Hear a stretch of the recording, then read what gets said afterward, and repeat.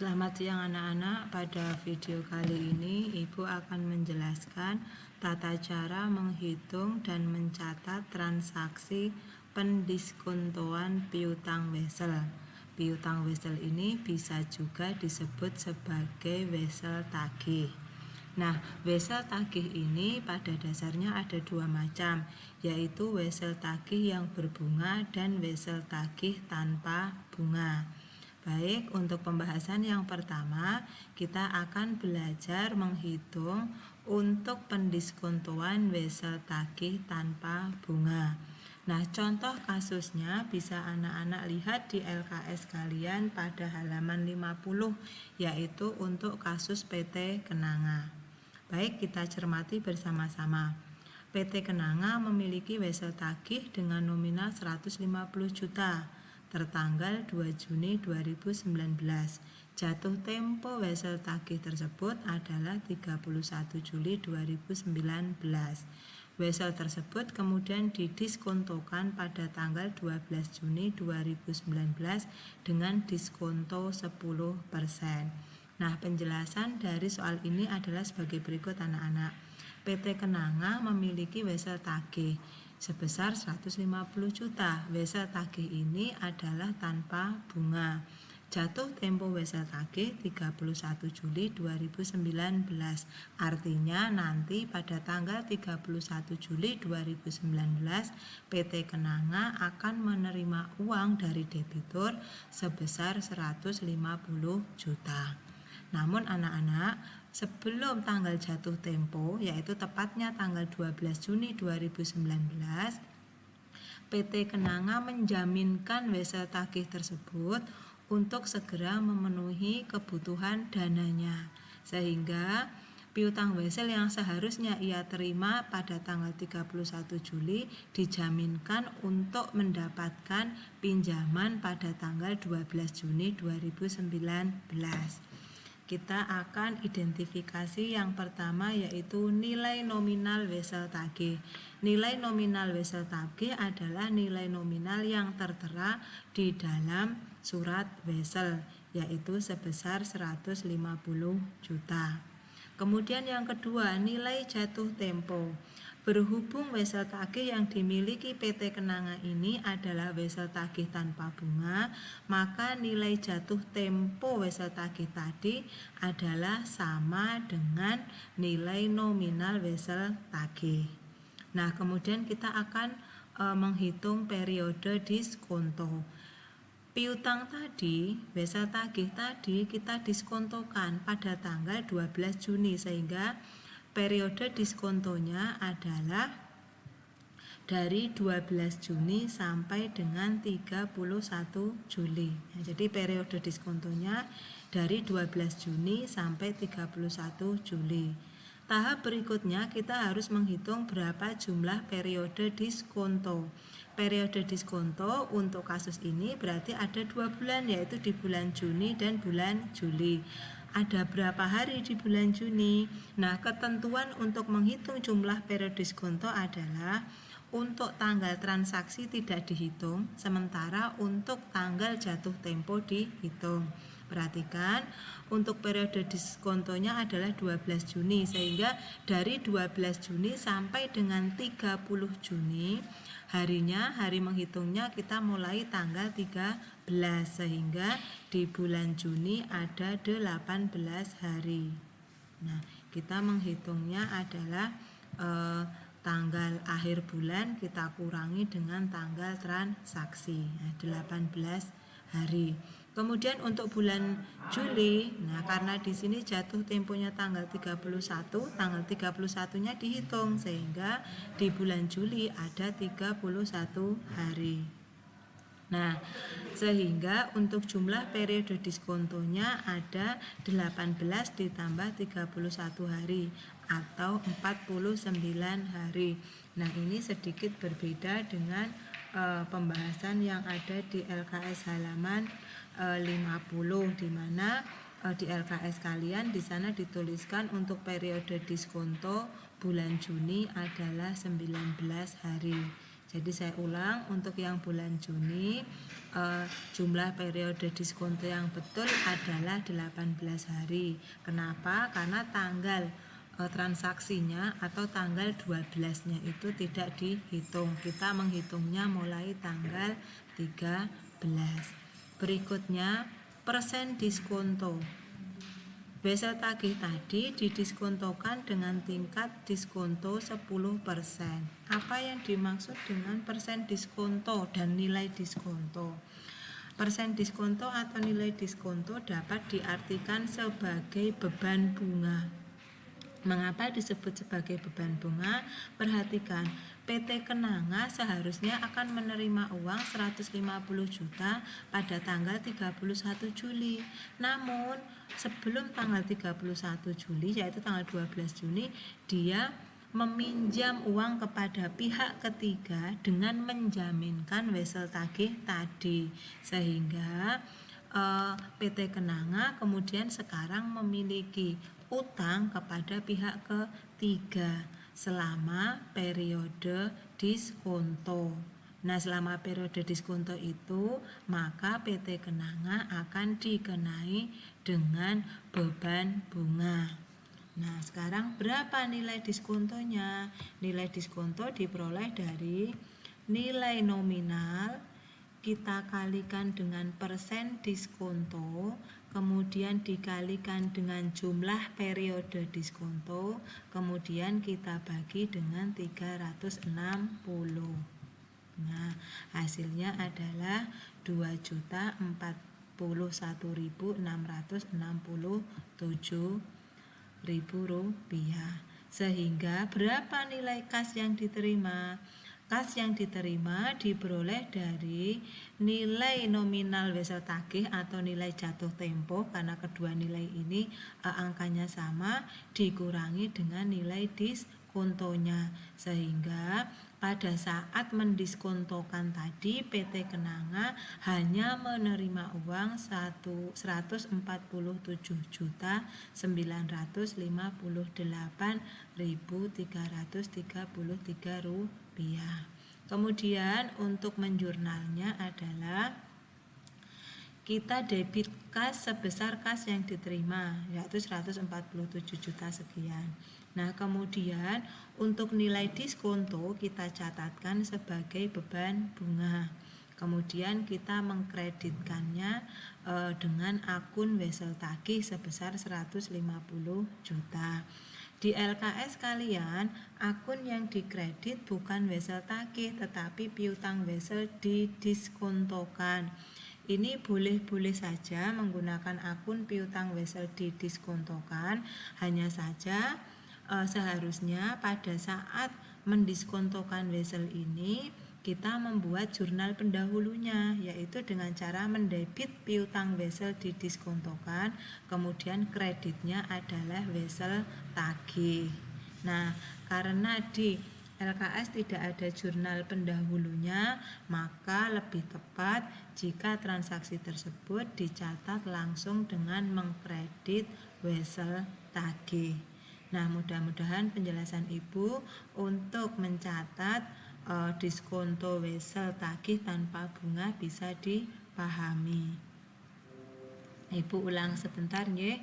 Jadi titik kritisnya di sini anak-anak harus bisa mengidentifikasi besaran nilai nominal wesel tagih sekaligus nilai jatuh temponya, karena pada wesel tanpa bunga nilai nominal sama dengan nilai jatuh tempo. Kemudian yang ketiga, anak-anak harus bisa menghitung jumlah periode diskonto. Jumlah periode diskonto dihitung dengan cara menghitung jumlah hari pada periode diskonto. Cara menghitung jumlah periode diskonto adalah tanggal transaksi diskonto tidak dihitung, namun untuk tanggal jatuh temponya dihitung. Kemudian identifikasi persen diskonto, dan selanjutnya adalah nilai diskonto. Nilai diskonto dihitung dari persen diskonto kita kalikan dengan nilai jatuh tempo. Kemudian yang selanjutnya adalah menghitung kas yang diterima. Kas yang diterima diperoleh dari nilai jatuh tempo dikurangi dengan nilai diskonto. Untuk selanjutnya kemudian akan dibuatkan jurnal. Jurnalnya dengan cara mendebit kas sebesar kas yang diterima, kemudian mendebit beban bunga sebesar nilai diskonto, dan mengkredit akun wesel tagih. Baik anak-anak, kita akan melanjutkan pembahasan masih tentang mendiskontokan wesel. Hanya saja untuk contoh yang kedua ini kita akan coba menghitung bila mana wesel tersebut adalah wesel berbunga. Contoh ini ada di LKS kalian halaman 49, yaitu pada kasus PT Padi. Kita baca. PT Padi memiliki wesel tagih nilai nominal 200 juta tertanggal 2 Mei dan tanggal jatuh temponya 31 Juni 2019. Nah, perhatikan anak-anak di LKS kalian itu keliru ya. Jadi kalau bulan Juni itu umurnya hanya sampai dengan tanggal 30. Jadi bukan jatuh temponya bukan tanggal 31 Juni tetapi tanggal 30 Juni 2019. Lanjut, wesel tersebut kemudian didiskontokan pada tanggal 12 Mei 2019. Nah, tingkat diskontonya adalah 10%. Nah, kemudian yang membedakan dengan kasus di PT Kenanga bahwa wesel yang didiskontokan oleh PT Padi ini adalah wesel yang berbunga dengan tingkat suku bunga 12% setahun. Baik, kita identifikasi yang pertama nilai nominal. Nilai nominal adalah nilai yang tertera di wesel tagih, yaitu sebesar 200 juta rupiah. Kemudian nilai jatuh tempo. Nilai jatuh tempo diperoleh dari nilai nominal ditambah dengan prosentase bunga. Jadi ini nilai jatuh temponya dihitung dari 200 juta nilai nominalnya ditambah dengan bunganya sebesar 200 juta, kita kalikan dengan 12%, kemudian kita kalikan dengan, nah ini suku bunganya adalah 12%. Nah di sini kita ada 2 bulan yaitu Mei dan Juni, sehingga di LKS kalian itu perhitungannya 12% dikalikan 2 dibagi 12. Nih, angkanya ketemu 204 juta. Atau bisa juga kalau anak-anak menghitungnya adalah berdasarkan hari. Jika berdasarkan hari maka nilai jatuh temponya 200 juta ditambah 200 juta kali 12%. Nah kemudian pengalinya kita hitung, yaitu dari tanggal 2 Mei sampai dengan 30 Juni itu ada 60 hari, berarti 60 per 360, nanti hasilnya akan sama ya. Ini 200 juta kita tambah dengan 200 juta lagi, kita kalikan dengan 12%, nih 12%. Nah tapi kita menggunakan hari, kita kalikan 60, pembaginya adalah 360. Nah hasilnya sama 204 juta. Nah sekarang kita lihat periode diskonto.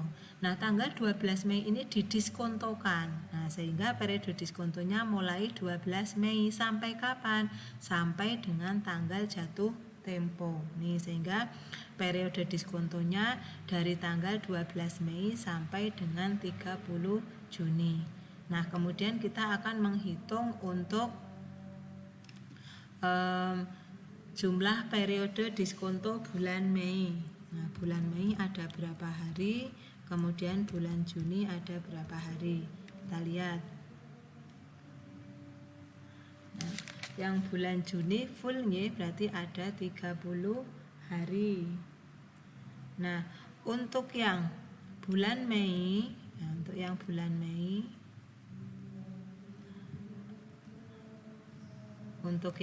Mei kita hitung di sini berarti Mei umurnya 31 ya, berarti 31 kita kurang 12.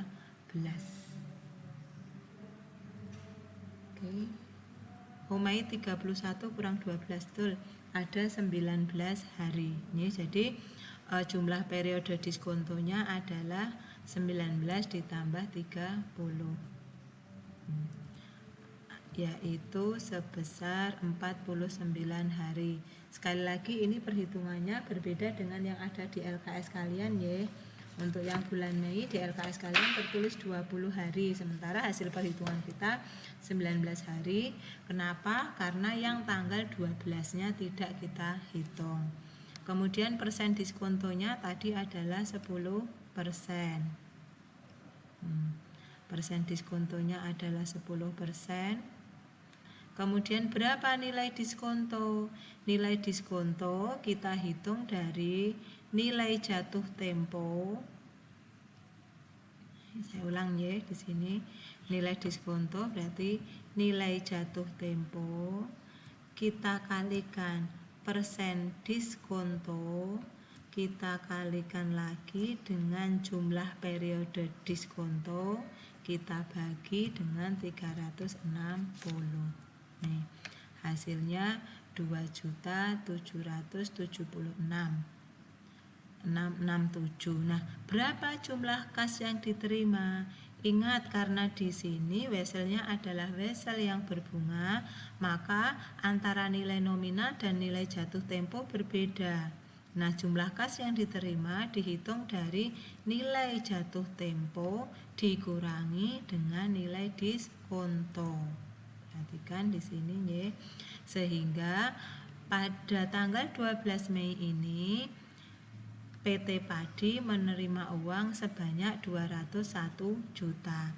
Nah, ternyata jumlah kas yang diterima lebih tinggi daripada nilai nominal. Kenapa? Karena di sini sudah ada unsur pendapatan bunga, sehingga berbeda dengan yang wesel tanpa bunga. Wesel tanpa bunga, maka nilai kas yang diterimanya itu lebih kecil daripada nilai nominal, makanya muncul beban bunga. Nah, sementara untuk wesel yang berbunga, nilai nominalnya lebih kecil daripada nilai kas yang diterima, sehingga di sini kita mengakui adanya pendapatan bunga.